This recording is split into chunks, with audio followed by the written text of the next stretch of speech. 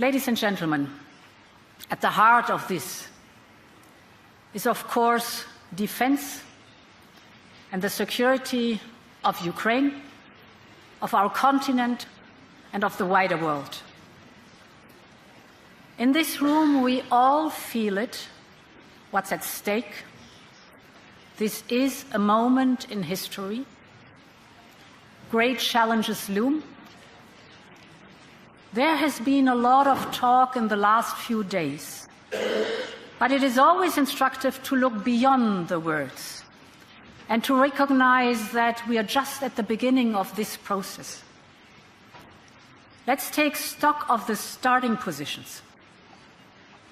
Contrast the approach taken by President Zelensky and that of President Putin. In the most difficult of circumstances, President Zelensky is prepared to work towards a peace that honors the sacrifice of his country and his fallen compatriots. As Volodymyr Zelensky said from the start, Ukraine wants peace more than anyone else, one that is just and lasting, so that the horrors of the last 3 years are not revisited ever again.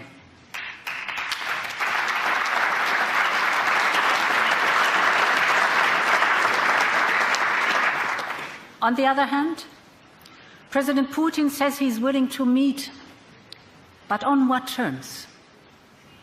It is up to him to demonstrate that his interest is not to prolong this war. It is up to him to show that he has given up his ambition to destroy Ukraine. And let me be very clear. A failed Ukraine would weaken Europe, but it would also weaken the United States.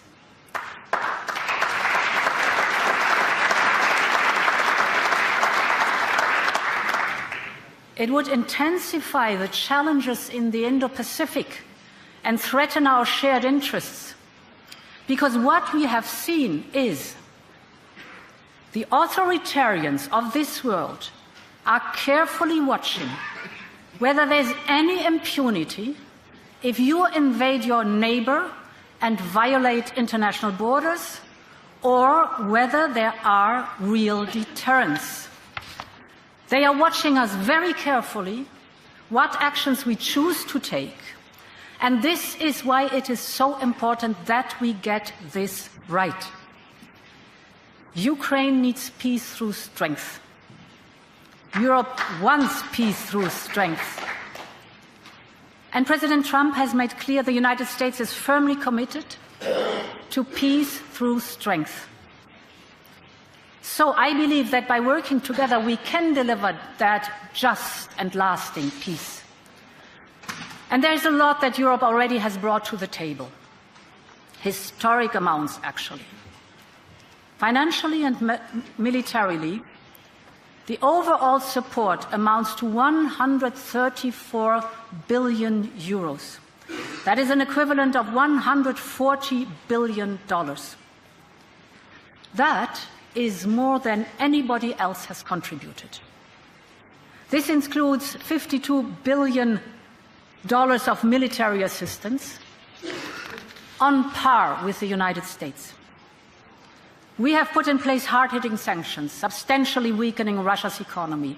We have broken one taboo after another and smashed our reliance on Russian gas, making us more resilient permanently. And we are about to do more. We are working with Ukraine on their EU accession, because Ukraine is part of our European family, and this is where their future lies, here in Europe.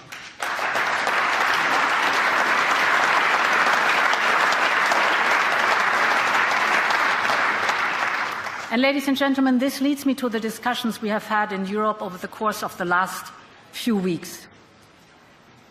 Many in the security circles in Europe were confused, some even worried, by the comments made by senior US official earlier this week. But we need to be honest here. And we need to avoid outrage and outcry.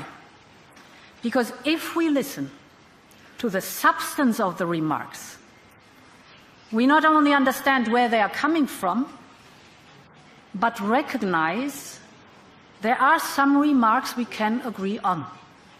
Because yes, both the United States and the European Union want an end to the bloodshed. We want a just and lasting peace, one that leads to a sovereign and prosperous Ukraine. And Ukraine should be given solid security guarantees. But perhaps what resonates with me the most is the need for Europe not only to speak frankly, but also to act accordingly. So let there be no room for any doubt. I believe when it comes to European security, Europe has to do more. Europe must bring more to the table. And to achieve this, we need a surge in European defense spending.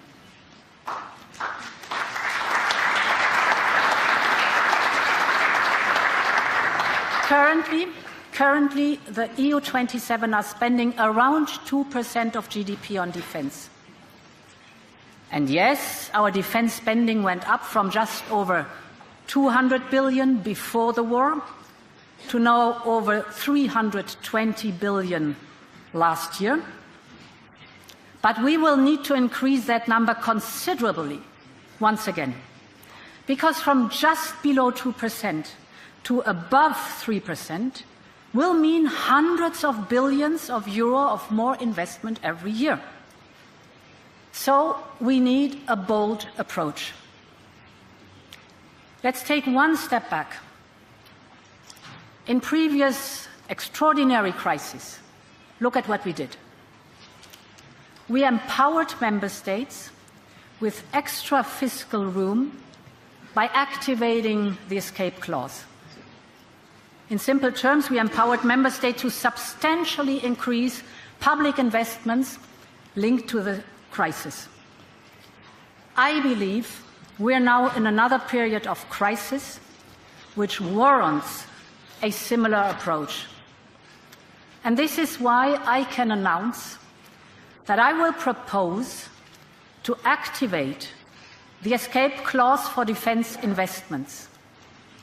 This will allow member states to substantially increase their defense expenditure.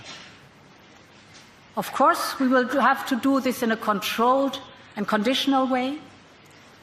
And I will also propose a wider package of tailor-made tools to address the specific situation of each and every one of our member states, from their current levels of defense spending to their fiscal situation.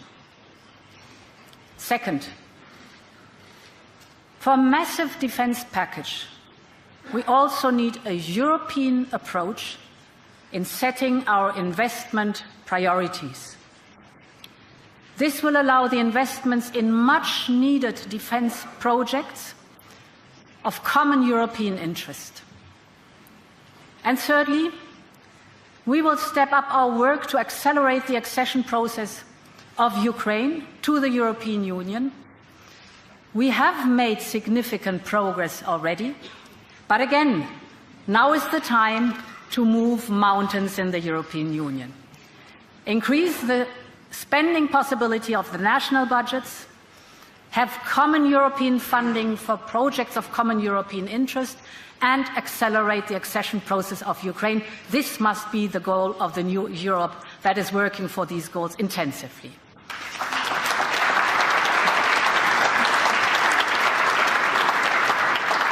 My message is, you see Europe adapting, you see Europe stepping up, you see Europe making a difference immediately. Ladies and gentlemen, what is being discussed here today is ultimately about us, our prosperity, our economy, our security, our ability to make good on Europe's enduring promise of peace. Our values do not change. They are universal. But because the world is changing, We have to adapt the way we act. We need a Europe that is more pragmatic, more focused, more determined, one that will counter its threats, one that will leverage its enormous strength and power, and one that is standing by Ukraine and its partners. And there's a lot that this Europe can do, and it will rise to the moment. Thank you very much, and long live Europe.